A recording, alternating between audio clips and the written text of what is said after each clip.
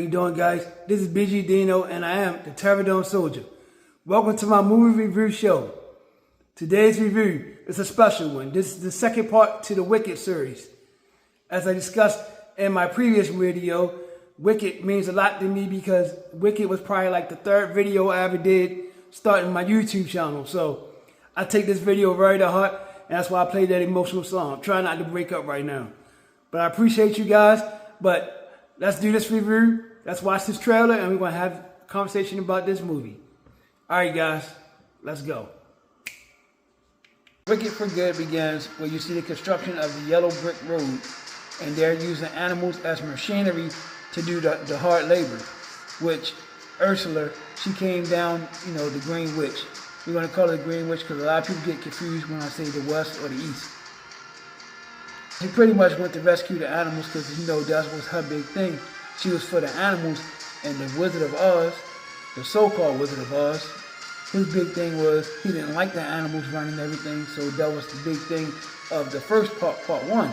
He wanted to take all the animals out of power because the animals pretty much controlled everything in Oz on part one, and he pretty much took them out of commission, and he pretty much banned them and made it seem like they were the ones who were destroying the Oz and Emerald City, and he pretty much took their voices away and treated them like animals were, they were animals, but treating them like, regular animals where they couldn't think or anything like that, instead of them being the people that pretty much controlled everything. So, she had a big thing with that. This was one of the things that turned her away from the wizard on the original part of Wicked. So, there's so much to unpack in this movie. Let's start off with this. This is pretty much an origin story from every character that pretty much you was introduced to on the regular Wizard of Oz. Not even Wicked, on Wizard of Oz. They had an origin story of the Scarecrow, origin story of the Tin Man, and they had the origin story of the Cowardly Lion, and even Dorothy is on this one. So let's get ready, let's unbreak this down. It might take a little long, this might be a little long video, but it's worth it. This movie right here, to me, is very special to me. Like I said before, this movie is awesome. This movie is very touching. I'm going to try to make it through this, but this movie right here, it'll have your eyes red. I'm a big crybaby, I guess, but this movie really touches me for some reason. I don't know what it is about it, but this movie really gets to me. So, let's go. Let's start off from the very beginning, besides the construction of the yellow brick road. So the fact that Epler, she rescued the animals from building the yellow brick road and being beaten to build it. Like I said, they were using them as machinery. They used that as a way to brand her as a wicked witch.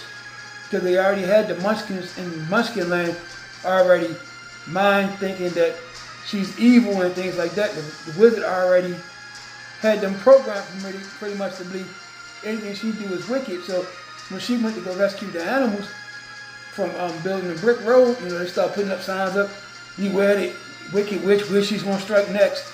They used that as a way to put fear into the Munchkins. And that's what the wizard did. He put fear into the Munchkins because they actually got to a scene where Glenda, she convinced Abelard to go talk to the wizard again and see if they could work something out. So they all three had a conversation, and the wizard was like, okay, yeah, well, I did some wrong things, and yeah, I'm trying to gain your trust. So by him trying to gain Epler, which is the Wicked Witch, the Green Witch, it's more easier for me to say that, in case you don't remember the name, the Green Witch. He was like, the way I can gain your trust. See, he also remembered that she loved the animals, and that's one of the things that made everything go south with them too, the way he treated the animals. So he had the actual flying monkeys that was created at the end of part one by accident by Epler, and they used them as spies, the flying monkeys. So the wizard, he still had them locked up in the cage, and he only released them when he wanted them to do a mission for him. And Epler, she was like, no, if you want my trust, give me the key.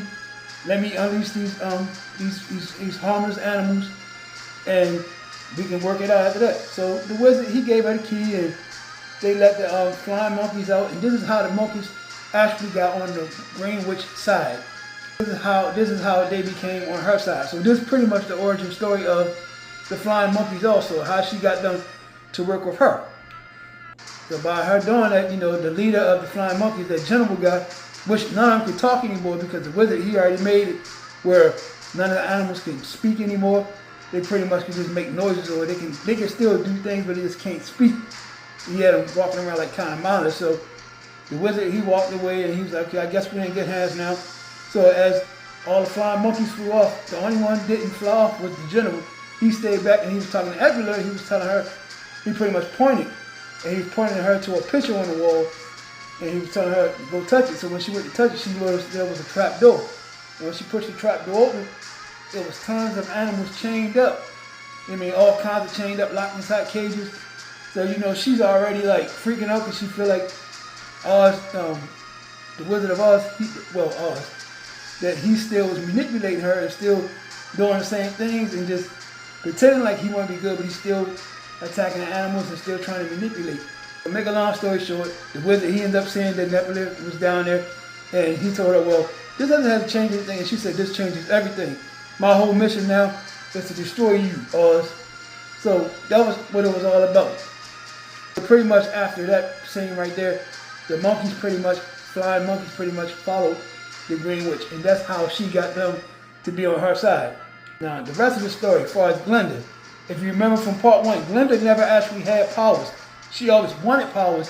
The only person that had powers was Epula, which is the Green Witch, and also the witch that works with Oz, the one that was his right-hand person that was always telling him things to do. She wasn't really a witch. She was more like a sorcerer. She couldn't read from this particular book. The only person who was able to read from that book was Epula. And that was how she convinced her to create the flying monkeys in the first beginning. But, of course, the reason why I'm saying this is to bring up Glenda. Glenda has no powers. See, the reason why she has that bubble she can fly around in, see, the Oz, Wizard of Oz, he was actually an architect and he was an inventor. So he actually invented something that all she has to do is step on it and a bubble pops around her and she can use that for transportation. So, and they gave her a fake wand. The wand that she walks with, she has absolutely no powers whatsoever. See, the bubble thing is her transportation, and the wand just make it look like she can do something. But she's never had powers at all. And they use Glenda as a face of Oz, you know, besides the wizard, as the person that everybody goes to see. She's the great, what do they call her, the goodest witch ever, Glenda. She's the good person, the good lady Glenda. Everybody worship her. Everybody look up to her. And of course, Glenda, she soaked it up because she was never really what she wanted to be. She always wanted to have powers like Epula, but she never had it. You know, but she was very popular. So she loved that. She loved the fact that she was being even more popular because everybody loved her. So she went along with the game plan. They used her as the face, and the wizard was the wizard. So it's kind of hard for me to tell you detail by detail. We'll be here for 2 days. So in the course of the time, since part 1 and part 2, Epula and her sister Nettie, their father was the governor. He actually passed away. And the sister Nettie, the one that's in the wheelchair with the ruby slippers, she actually became governor. Now she actually did get kind of wicked. She was considered the wicked witch of the East. The one at the very beginning of Wizard of Oz with the house was on. Everybody knew what was going to happen. So she had the authority to control what the Munchkins do because she became the governor. So the guy that she was dating from part 1 that actually really was in love with Glenda, but he pretty much was talking with Nettie because she pretty much talked to him. And it was an announcement that Glenda and the prince guy, they was going to get married. You know, like I said, it was an arranged marriage. Because the prince guy, he actually loved Epula, if you guys remember. Please don't get confused. I'll put pictures up to help you out. The prince guy, him right here.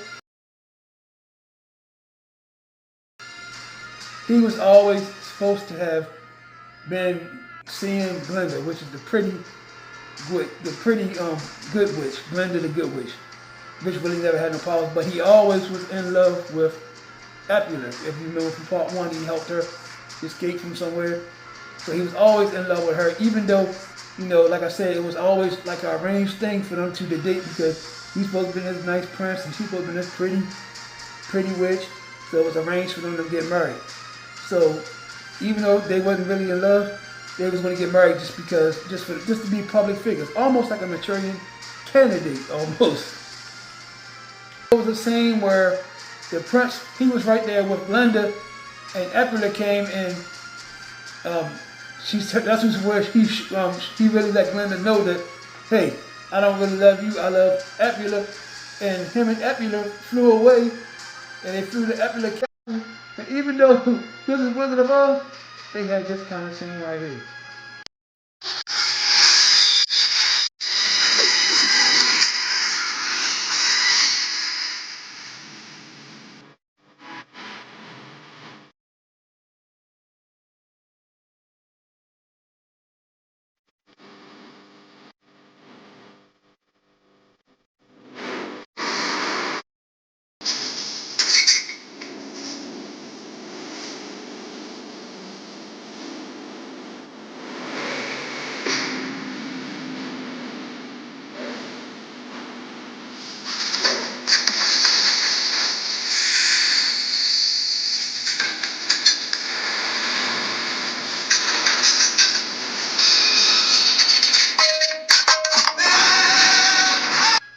I thought I'd throw that in there. You know, well, this ain't the regular Wizard of Oz. This is not your Wizard of Oz from back in the day. This is a whole new thing. But I love it. I love it. This movie is so touching, man. This movie right here had my eyes red the entire time. It's like this whole movie was one big, giant misunderstanding. So when the news got out that they were going to get married, the guy that Nettie, which is the new governor, actually her sister, this person right here, her and this guy right here, were actually dating. So, you know, he got to the point where, like I said, he was always obsessed with Glenda. Even though he was dating her, he was always obsessed with Glenda. So when he found out they was getting married, he said, no, I gotta leave Munchkinland and I have to go and attend this wedding. I have to tell her how I really feel about her. So he told Nettie, I'm leaving you, Nettie. I'm leaving you to go and try to let Glenda know how I feel about her and see what happens. So of course Nettie didn't like the situation. She was upset, and just so happened her sister Epula just happened to be there at this particular time, the Green Witch. Wicked Witch is the West and the Wicked Witch is the East. Nettie's the East, Epula's the West. She was at the time when the guy came there to ask can he leave, she just said, whatever, you just gotta leave now. So as he left, he disappeared for a while. While he was gone, Nettie and Epula was having a conversation, and Epula let her know that she figured out a spell to help her be able to move her legs, because remember she was in a wheelchair. So she was the one who actually made Nettie's shoes turn a ruby red color. But they was already crystal shoes, magical shoes, because her mom had a little magic, but they wasn't red. She was the one who actually made them red. And as the time while she was conversating with Nettie about, I can help you out a little bit. I finally did something good with my powers to help you pretty much almost be able to walk again and be able to fly. And Nettie was happy. Nettie was kind of wicked, because by the time the guy, he got to the train station, her friend, the one who just broke up with her, they told her, you cannot leave unless you get permission from the governor. So she already had that arranged. She knew that he couldn't go nowhere. So that's why she told him go ahead and go. So by the time he came back, he was telling her, you got me trapped in here. You gotta let me go so I can do it. So she called him heartless. You see where I'm going at? She called him heartless. She said, you're heartless what you did to me. You hurt me. So she started reading up the spell book. The only person who was able to read up the spell book so far was Eppy, which is the Green Witch. But her sister Nettie, she still had a little bit of knowledge because her mom was like into that kind of stuff. So she was reading it, but she was saying some of the words wrong. And within the words that she was saying, it actually took her old boyfriend and it like shrunk his heart to the point where he was ready to die. And Nettie, she said, well, she closed the door real quick. She said, let me try to save him, because you're going to kill him. So she closed the door and she did something with the guy as his heart was pretty much disappearing. It was crushing. And Nettie, she was in the room. So Epula, she ended up walking even out the room, and she closed the door back. She said to open the door back up. But she said he will survive. She never said what she did. She just did whatever she had to do to keep the man alive. So once she flew off, and then Nettie, she's still sitting in the room, and all of a sudden, she goes by the door, she hears somebody banging on the door. Boom, boom, cutting down the door. This was the origin story of the Tin Man. This is how the Tin Man became the Tin Man, and this is why he was looking for a heart.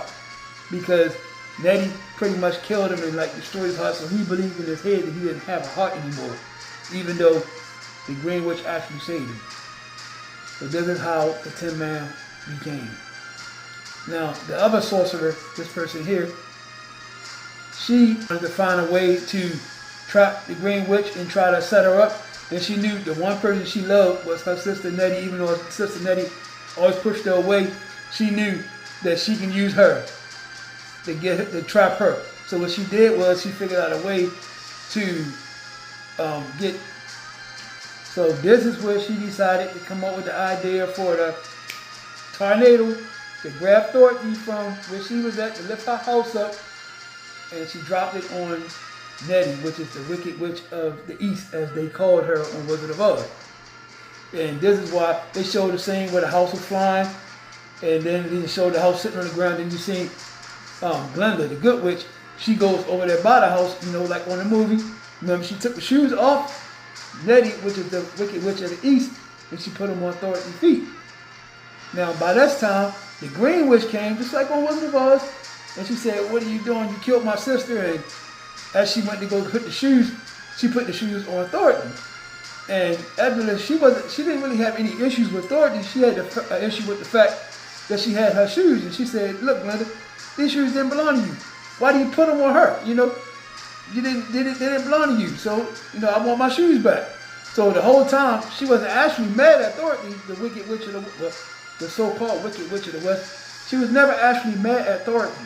She was mad at the fact that she had her shoes, and she wanted them back by any means. Within that conversation, Glenda and Eppie, the Green Witch, they didn't show this part on Wizard of Oz. They actually got into a little scuffle over the guy, because the guy, like I said, he actually supposed to have been with Glenda, but he was always in love with the Green Witch. And they had a little back and forth word after her sister just died. They actually get in a fight. She using her broomstick and she using her wand. It was funny. It was almost like an episode of Star Wars or something. But in that time, the prince and all the soldiers, they got there, and the prince, he pulled the gun out on Glenda, and he told the soldiers, he said, "Look, you guys are here. You guys, if you guys don't let Nebula go, I'm going to kill Glenda, and right in front of you guys will have to explain to Mr. Oz how you let that number one person go." So that was his way of getting Eppie to get away. So while Eppie got away, she couldn't grab him. They had him tied down. So they decided to take the prince, take him to the some grass wheat field, cornfield pretty much, and was going to beat him to death. I mean, this is Wizard of Oz, but this is the Wizard of Oz that you've never seen before. They was going to pretty much beat him to death. So while they right there beating him to death, there was nothing Nebula could really do but go back to her castle and try to put a spell on him. So she put a spell on the prince, so while these guys beating him to death, he could not feel no pain, and he'd be okay. And I mean, not necessarily okay, but he might not look the same, but they're going to beat him to death. This was the origin story of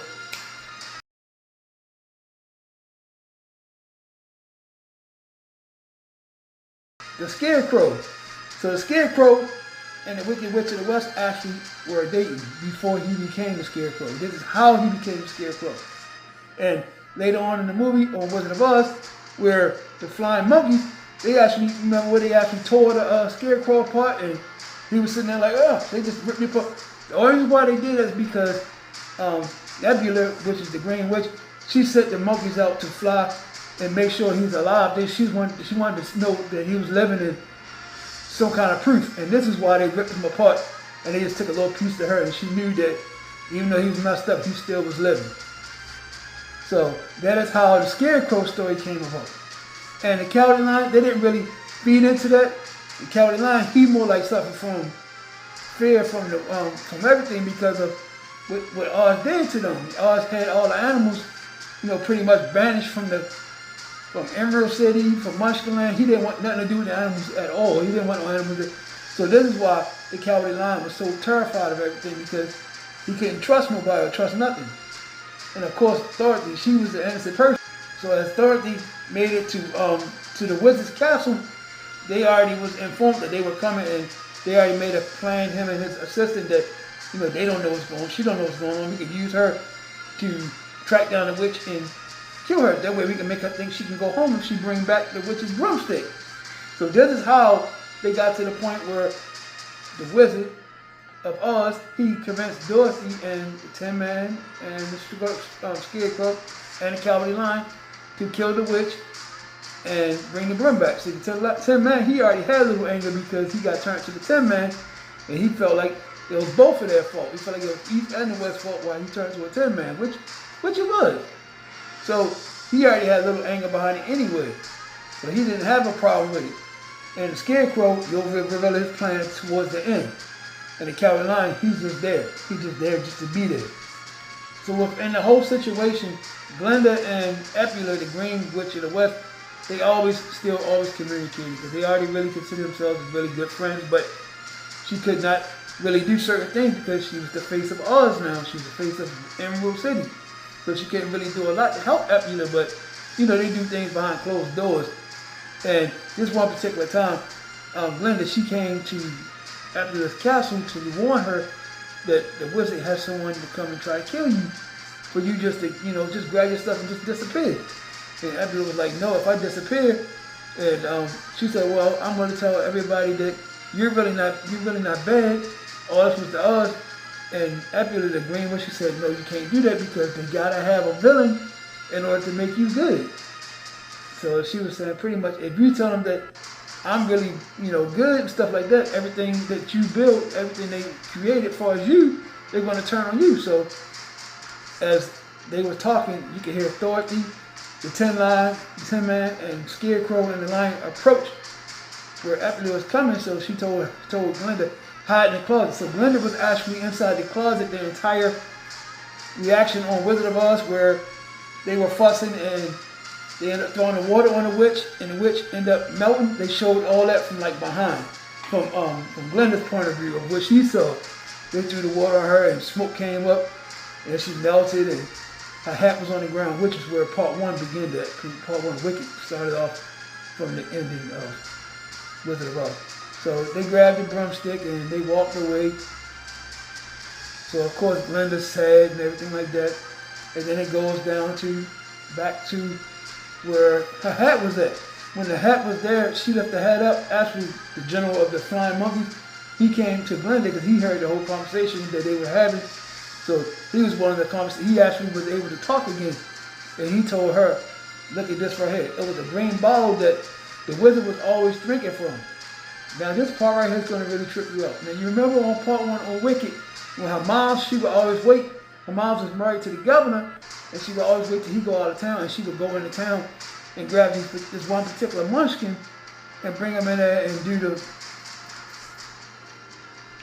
Turn to find out that was the same bottle that Epula's mother had when she brought that munchkin in, and they did what they did. See, the point is, Oz is actually the Green Witch's father. He didn't know it at the time until Glinda, she found the bottle and she actually approached him about it. She said, doesn't this bottle look familiar? He was like, yeah. He was like, that was her mother? That was her mother? So it came down to the point where Oz was actually the Green Witch's father.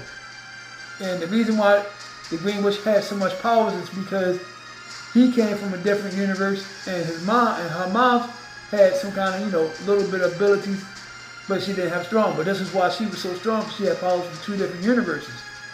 Glinda pretty much told him, she was like, well, you know this now, so you have to leave. No matter what you say, you got to go. So this is why on Wizard of Oz, if you can remember, when he got inside the air balloon and he flew up and he couldn't stop it, that was on purpose. That was his way of exiting Oz. That's why he didn't take Dorothy or none of them with him when he did it. He just flew off out like he couldn't stop, but that was his way of leaving Oz. That was so amazing. I was like, wow, how did they tie this together? So pretty much after that, Glinda the Good Witch, she pretty much grabbed Oz's second-hand person and she locked her into the prison that he had all those animals locked in. They locked her in there forever, pretty much.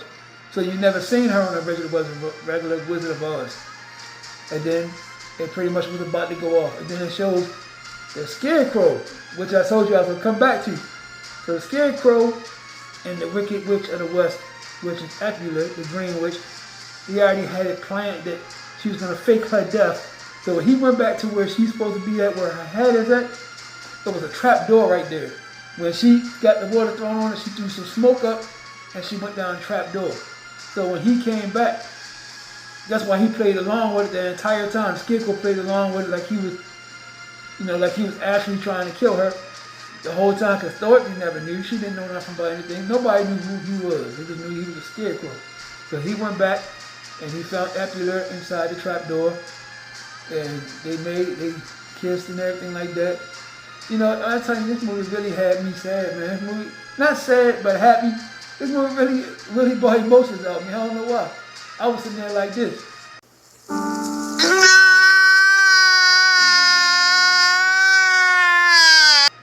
It actually took me 3 days to make this movie.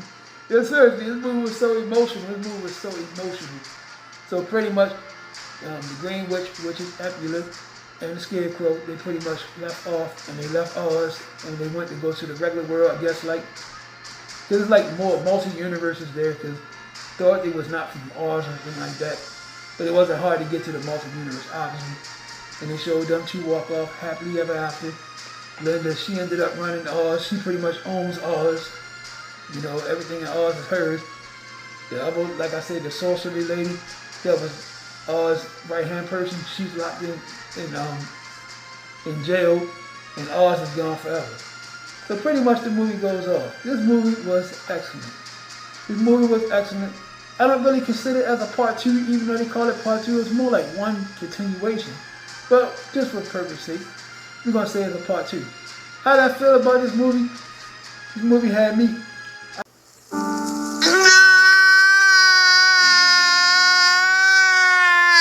I'm not kidding. This movie is so emotional. You guys are going to love this movie, I really love this movie.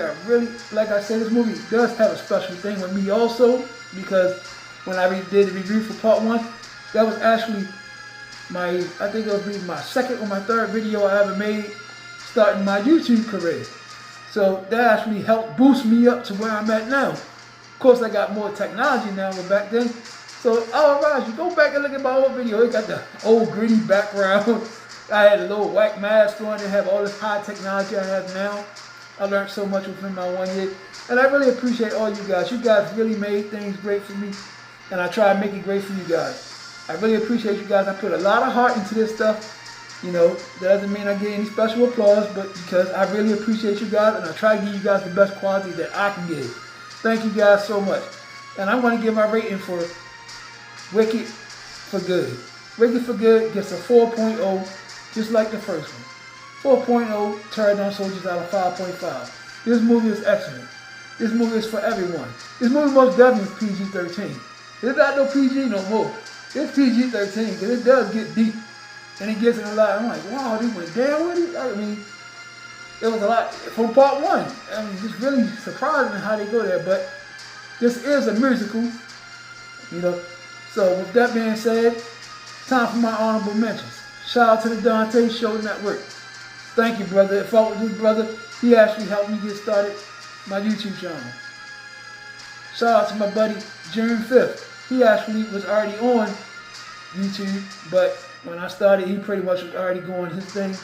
And these are just people I met on a ride of getting to where I'm at now. Shout out to Miss Jersey. Subscribe to her channel, Forensic 8888. Subscribe to my buddy eBooks. Subscribe to my buddy Thug 2000. Check out my buddy Be Humble. Be Humble Podcast. Be Humble is an ex-military guy. He's a veteran. He does a bike tour, and he has a lot of interesting content, and a lot of crazy military stories. A lot of them are hilarious. Check these guys out. They all have content on YouTube, TikTok, Facebook, Instagram, and Twitter, or any other site. Check them out. Give these guys a try. Thank you guys. Like I said, guys, this movie was very emotional. So I'm going to put this movie off with an emotional song. A little time to think things over.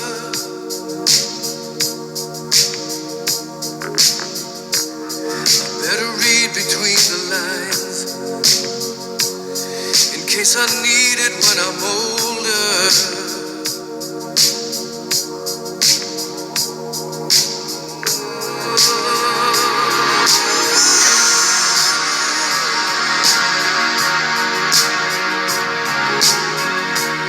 Now this mountain I must climb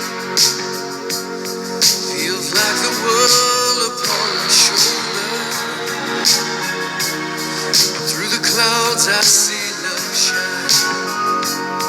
It keeps me warm as life grows colder. In my life, there's been heartache and pain.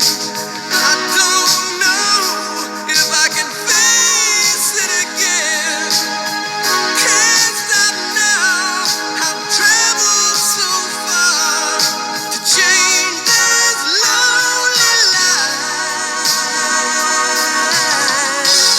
I wanna know what love is. I want you to show me. I wanna feel what love is. I know you can show me.